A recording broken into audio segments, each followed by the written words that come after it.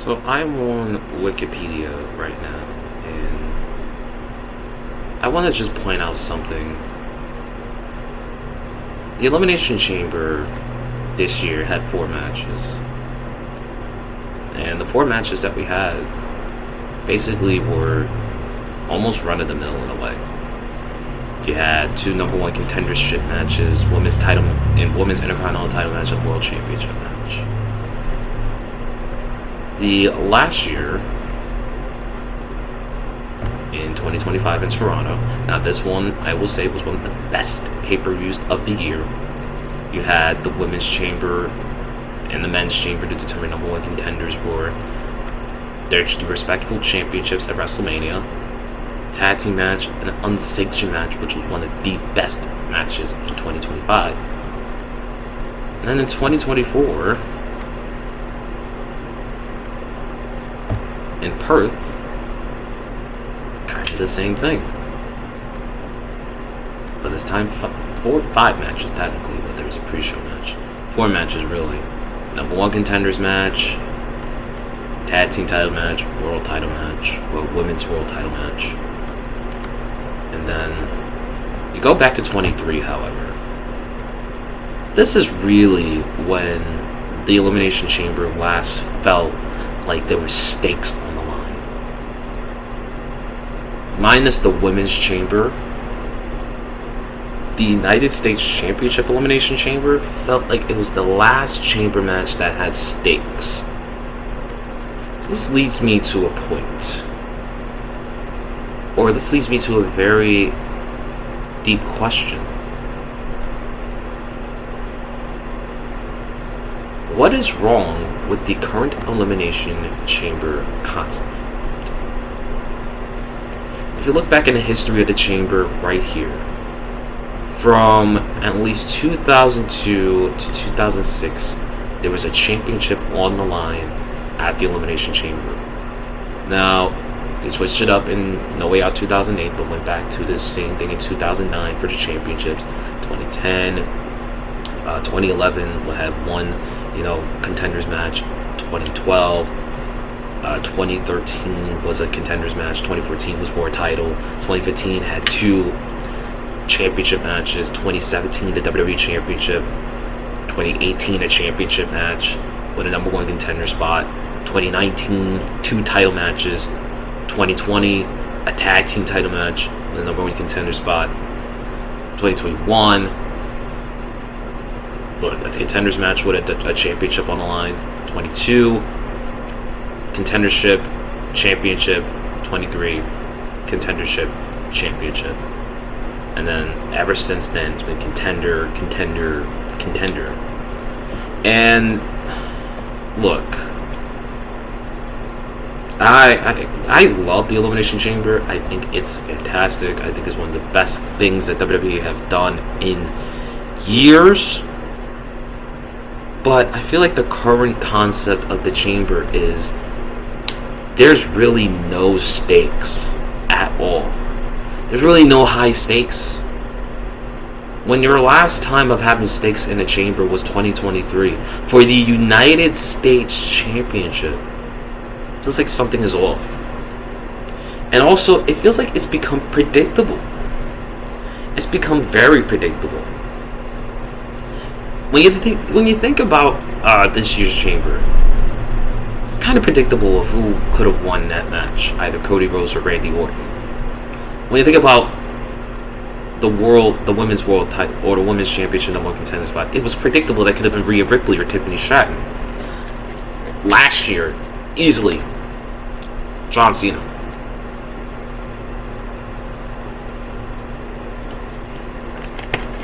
Predictable. Bianca Belair. Surprising, but almost in a way predictable. 2024, Becky Lynch. Almost in a way predictable. Drew McIntyre. In a way predictable.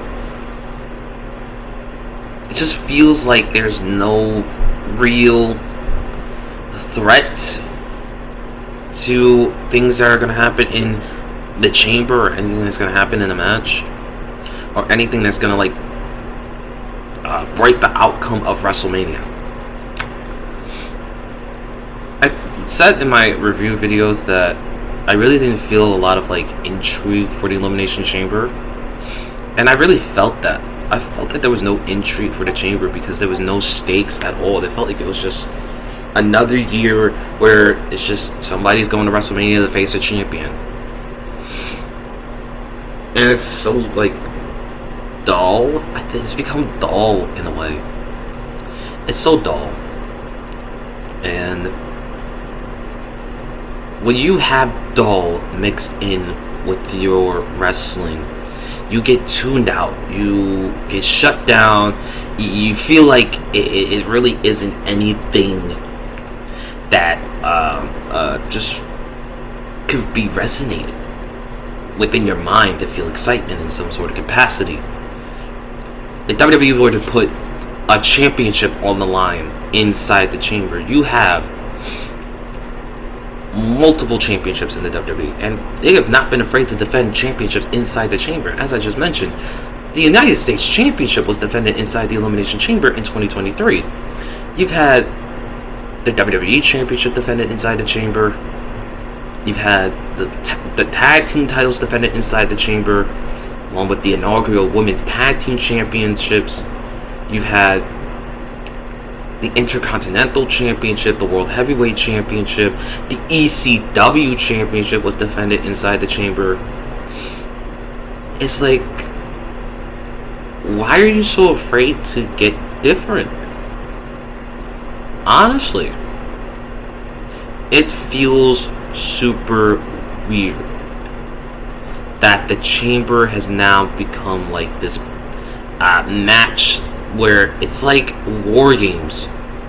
It's like, oh, let's just grab all the top contenders that we can and just put them inside a ring, and then, you know, they're gonna go to WrestleMania and face whoever the champion is, and the champion is there at the event, a la Drew McIntyre, who was at the chamber event just to screw Cody Rhodes, when you could have had him possibly defend the championship inside the chamber. WWE has a plethora of people that they can use in the championship picture. You look on the SmackDown side with the WWE Championship, there are a handful of names that you can go with easily. Cody Rhodes, Trick Williams, Randy Orton, Sami Zayn, Jacob Fatu. Even if you want to use some Raw guys, you got LA Knight, Javon Evans. Hey, those guys are like there, right there.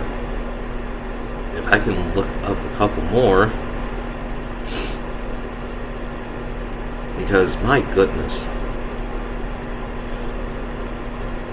there's so many people that you can use inside the chamber that would just make a ton of sense in terms of men and women on SmackDown. Like I mentioned, there's Aleister Black, there's Montez Ford that can be used inside this chamber. Carmelo Hayes can feature in a chamber match. Damian Priest, Ilya Dragunov. You got Johnny Gargano, The Miz. Hell, these guys can be shown on. These guys have unlimited potential. Solo Sikoa, Shinsuke Nakamura. On the Raw end of like the picture, on the men's side for the WWE Championship, I already mentioned the names that are already there. How about a Brock Lesnar? Who cares? Like, you know how his schedule is. Or Austin Theory, Dominic, Dragon Lee has been great. Balor, Gunther, JD, who can actually surprise anybody in the chamber. Kofi Kingston, why not add somebody like him back into a championship picture? Rey Mysterio, because of course Rey Mysterio's Rusev, for crying out loud. There are a plethora of people that you can use inside the chamber for a championship match, and I don't get why WWE is limiting their world champions inside the road to WrestleMania. It's stupid to me. And I can understand the risk of injury and not wanting to push your stars to the limit like that, but this is wrestling at the end of the day. Anybody and everybody is at risk for injury at any sort of time. We've seen that recently on the road to WrestleMania with recent injuries right now. Yeah, there are so many people that can get hurt. When you look at there's so many things that can go up and down and side by side, and it's okay if somebody gets hurt. You still got this depth that you can use When you look at the women's championship, Jade Cargill was there. She could have defended the women's title against pretty much a big list of names. You could have had her defend it against people inside the chamber. And there are people that can be champion. Tiffany Stratton, Kiana James, maybe. A Lash Legend would have been awesome to have inside the chamber. Charlotte Flair, who wasn't even on the freaking show. Charlotte fucking Flair wasn't on the Elimination Chamber pay-per-view. That's mental. Like, what? Jordan Grace? She is surreal. Nia Jax, a former women's champion. Alexa Bliss. You could have definitely used somebody on the Raw end, like, and definitely like a Asuka. Even Ivy Nile, who's great. Io Sky, who wasn't even in the who wasn't even in the pay-per-view. With Kairi Sane and Lyra Valkyria, Bayley. Like, the depth of your roster can help push something of like a surprise to happen inside the chamber. But the concept of number one contendership really is kind of the dying point of the chamber now more than ever. And it's just becoming to a point where it's like, yeah, it's like, yeah, like, fine. But it becomes draining. Seeing the same thing over and over and over again. We've seen the same thing for the last 3 chamber pay-per-views from 2024 to 2026. When you could have had a world championship match in either of the chambers. 2024, you could have honestly used Roman Reigns. Roman Reigns competing in the chamber wouldn't be too bad for his own health. Why not? 2025, you could have had Cody Rhodes defend the title. Or you could have had Gunther defend the World Heavyweight Championship. In terms of women's, in 24, Rhea Ripley definitely could have headlined the women's chamber for the women's world title. It would have been so much more exciting than what we got with her and Nia Jax. If you think of the women's champion at the time, Io Sky could have been used in the chamber in 24. In 25, have Rhea Ripley / Io Sky, because I think it was happening in that time period where Io was about to win the championship. Hell, you could have done the title change on that pay-per-view. On the chamber in 2025. You look at the World Heavyweight Championship, Gunther could have defended the World Heavyweight title. Cody Rhodes could have defended the WWE title. The, I believe, women's champion at the time, Tiffany Stratton, could have defended the title instead of being in a run-of-the-mill nothing tag team match. You could have had a lot of things go differently. It feels like the chamber concept is so dull now. And also, and I know this is like, you know, a thing that it can't be changed as it's been here for like almost 10 years, coming on 10 years next year. It's been around for 9 years now. This chamber design sucks ass. I was never a fan of it. Never liked it. Still don't like it, and there's a reason why, because it eliminates the danger factor of the Elimination Chamber as a match. It's not Satanic's playground no more. It's just a bouncy house. If you go back to the original chamber design for the men and women, let them feel that brutality, let them feel that chaos, let them feel that pain. Yeah, I think you can get something a lot more different out of it then. And there's one more thing I have to mention, and that's the crowds. I'm not talking about like Elimination Chamber crowds itself, but crowds this year have been quietly dull. Because there are people exhausting their everything to attend wrestling events. Not even particularly wrestling events, WWE events. Tickets going from like $10,000 to like $300 in the nosebleeds? Dude, nobody got time to be spending that much money, man. I remember my WrestleMania 40 ticket didn't cost like, too crazy. It cost like $200. Am I paying it? Now I look at 43 tickets or 42 tickets and I'm like, damn, what the hell is this? And not to mention travel expenses, pay for the hotel, pay for the flight, food, whatever merch that you had to get. People are exhausting themselves to a point where it's like, goodness me. Gosh, you're kicking ass. You're kicking somebody's ass just to try to attend something and then blacking it out in the city itself for what? And I think that was a huge mistake by WWE for this particular event. To try to push the fact that you need to be at the event when it's just going to suck or be dull, dude. And I really hate to be that kind of person, but it's not fair to, the fans who love this product like I do. But damn, TKO, you're fucking up WWE. You're fucking up the family friendliness that it had at one point. And then the creativity, the creative is like kind of, to be honest. And now this is a shot at Triple H because like Triple H I know can do better. I'm not saying he's like the best of the best, like he's really damn good. I know he's good at creating a good show. He's done it before. I don't know what's changed recently, but my goodness, it just feels dull.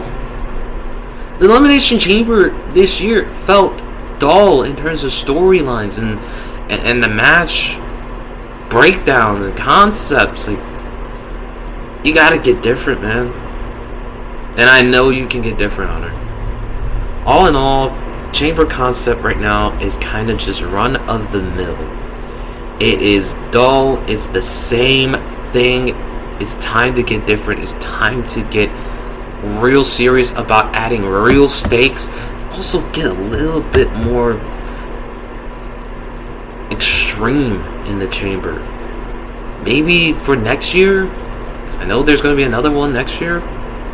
Bring back the old Elimination Chamber setup. One night only. You don't gotta do it any other year. One night only. Let them feel the pain of the true Elimination Chamber. And for ticket prices, for all that stuff, that's an outside thing.